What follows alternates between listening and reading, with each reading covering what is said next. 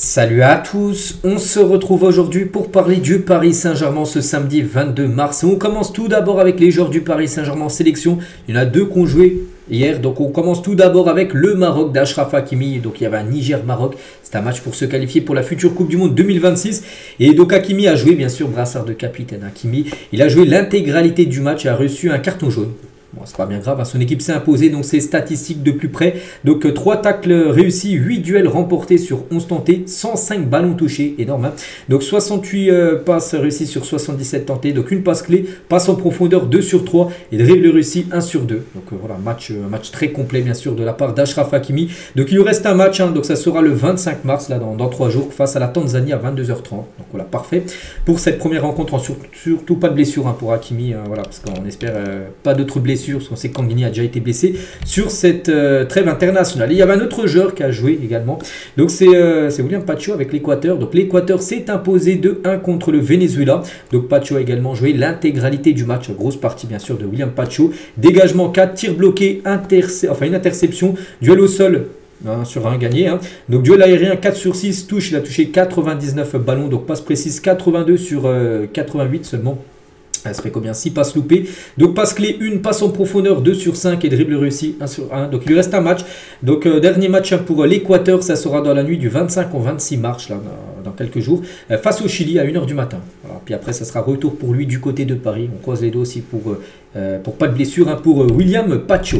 Aujourd'hui, quelques Parisiens à l'action. Donc jour de match pour Zagué Mbaye. Donc Zagué convoqué en U19 parce qu'il y a un France-Lettonie à 14h aujourd'hui. Et concernant Mbaye, hein, donc convoqué lui avec l'équipe de France U17. Donc aujourd'hui, il y a un France-Danemark à 15h. Voilà, donc on souhaite bonne chance bien sûr et de bonnes performances pour les deux jeunes Français. On continue avec d'autres infos sur la trêve internationale. On va parler cette fois-ci de Lucas Beraldo. Donc de base, là, il est à Paris parce qu'il n'a pas été convoqué, mais il a été appelé par le sélectionneur brésilien. Donc Beraldo convoqué avec le Brésil pour affronter l'Argentine dans le cadre des qualifications du Mondial 2026. Donc pourquoi il a été appelé? Parce que Gabriel, donc défenseur brésilien qui joue par exemple à Arsenal, il a pris un jaune lors du dernier match, de sa sélection brésilienne. Et du coup, il est suspendu pour le prochain match contre l'Argentine. Du coup, il faut trouver son remplaçant. Du coup, Beraldo en urgence, hein, débarque, hein, du côté du Brésil. Il sera peut-être accompagné à Marquinhos, hein, qui devrait être titulaire contre l'Argentine. Ça pourrait être la charnière du PSG qui pourrait débuter lors du match contre l'Argentine dans quelques jours. Des nouvelles aussi de Kangin Lee. Hier, je montrais une photo de lui, hein, où il était en béquille, où il était strappé autour de sa cheville gauche en torse. Hein. Donc, on ne savait pas s'il allait rester en sélection ou non. Donc, voilà, Kangin Lee, les gars, étaient libérés par la fédération coréenne.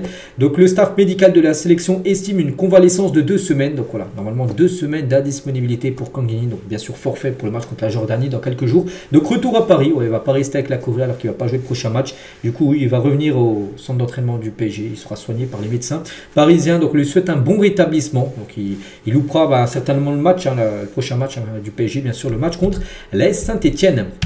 Quelques photos concernant également les joueurs de l'équipe de France, hein, qui jouent demain, qui reçoivent la Croatie, hein, Désiré Doué, on sait Dembélé ou par exemple Warren Zaïre-Emery. Et il y aura pas mal peut-être de Parisiens qui pourraient jouer, hein, ce match. On sait que lors du premier match, il y a eu seulement Dembélé qui a commencé titulaire et Barcola qui est rentré en fin de match. Hein. Donc face à la Croatie, Doué pourrait espérer une entrée en jeu.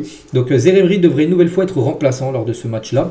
Donc pour Barcola, il aurait une carte à jouer, mais il n'est pas annoncé encore titulaire. On ne sait pas, peut-être encore remplaçant, c'est dommage. Il n'y a que Dembélé qui devrait sûr être titulaire pour ce match. Donc l'équipe probable, hein, on peut voir, voilà, Mike Mignon, voilà, tous les joueurs, mais concernant les Parisiens, donc Dembélé titulaire, c'est tout. Voilà, c'est-à-dire Barcola pourrait potentiellement rentrer en cours de jeu, mais surtout Désiré Doué qui n'avait pas joué lors du premier match contre la Croatie pourrait lui aussi peut-être rentrer en cours de jeu. Tout dépend bien sûr du scénario de la partie.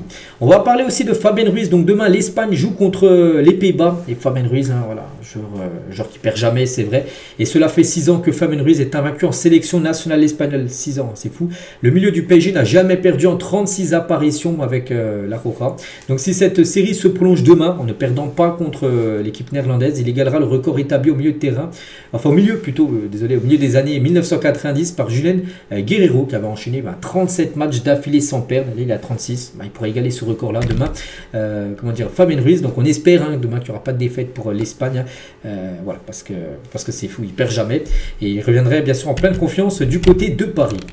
Toujours tiens, avec le PSG, on va parler des jeunes parce que ce week-end, il y a quelques catégories comme les U19 qui jouent. Ce week-end sera demain, tiens, le dimanche 23 mars, du côté du FC Chambly. Voilà, pour un match du championnat U19 nationaux. Et aussi le U17 qui joue contre l'équipe de Bretigny. Voilà, on souhaite bonne chance bien sûr aux deux équipes du Paris Saint-Germain. On va parler cette fois-ci d'Ousmane Dembélé parce qu'hier il y a une nouvelle carte sur le jeu FIFA Ultimate Team qui est sortie. Je ne sais pas si vous jouez encore à FIFA, mais voilà, une sublime carte avec des notes boostées par rapport à Dembélé. Voilà, récompensé pour ses performances européennes, vu qu'il fait une magnifique saison en Ligue des Champions. Donc il a reçu une magnifique carte avec 93 de note générale, même 97 de vitesse. C'est une carte vraiment exceptionnelle.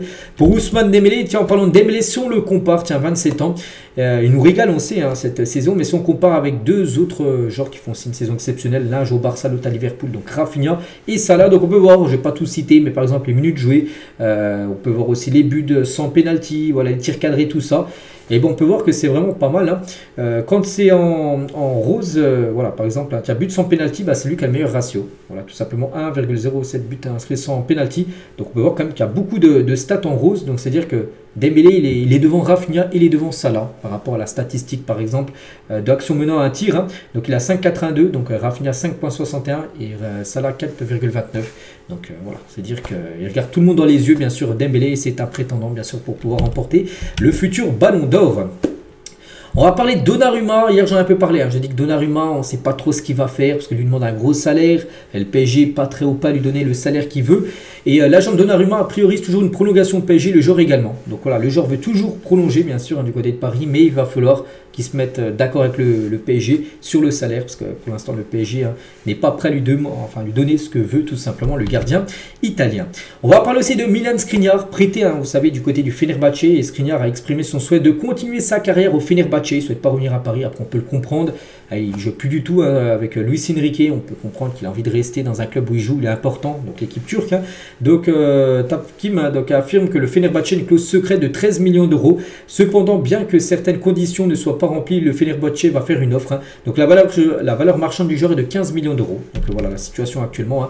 Donc c'est confirmé, je me sens bien à Fenerbahçe, je suis content d'être venu, je suis très content de mon choix de Fenerbahçe. Voilà, Skriniar en conférence de presse. Voilà, donc on pense que ça va se faire. Donc on parle d'une somme de 13, peut-être 15 millions d'euros. Ce serait tout bénéf de toute façon pour le PSG qu'il avait fait venir pour 0 €, gratuit. Il est arrivé en provenance de l'Inter. Donc ouais, il devrait bien être vendu l'été prochain. Et on finit les gars cet épisode aujourd'hui avec une question. Voilà, une question de fin, c'est simple. Donc c'est la source parisienne qui met ça. Donc en gros, il y a deux choix. Le choix numéro 1, le choix numéro 2. N'hésitez pas à mettre en commentaire ce que vous pensez. Donc le choix numéro 1, donc le PSG gagne la Ligue des Champions. Exceptionnel, cette saison avec Luis Enrique, mais le coach, après cette victoire en finale de la Ligue des Champions, décide de partir. Il dit voilà, j'ai gagné ce qu'il fallait à Paris, je pars. Voilà, donc c'est le choix numéro 1. Et la porte numéro 2, donc Luis Enrique reste encore au club pendant 5 ans, mais sans aucune garantie de gagner la Ligue des Champions. C'est-à-dire peut-être t'en gagneras peut-être les 5 qui arriveront, mais ça se peut aussi que t'en gagnes aucune sur les 5 prochaines années. Quel choix tu prendrais?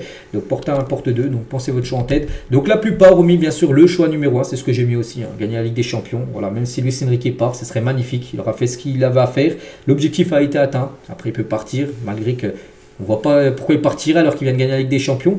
Mais bon, on ne sait jamais. Donc bien sûr, 67% mettrait voilà, le choix numéro 1. Mais quand même 32% mettrait, non, on préfère pas gagner la Ligue des Champions, enfin être sûr de la gagner. Mais garder Luis Enrique qui a renouvelé quand même le jeu du PSG. Donc voilà, ce que pensent les supporters du PSG. Si, par exemple, on avait le choix entre ces deux-là. Après, ça se peut que ce soit des choix, bien sûr, totalement différents. On verra, la vérité se passe sur le terrain. Donc voilà les gars, ce qu'il y a à dire aujourd'hui. J'espère que ça vous a plu. On se retrouve demain dimanche, bien sûr, pour le prochain numéro. Bonne journée à vous et à demain.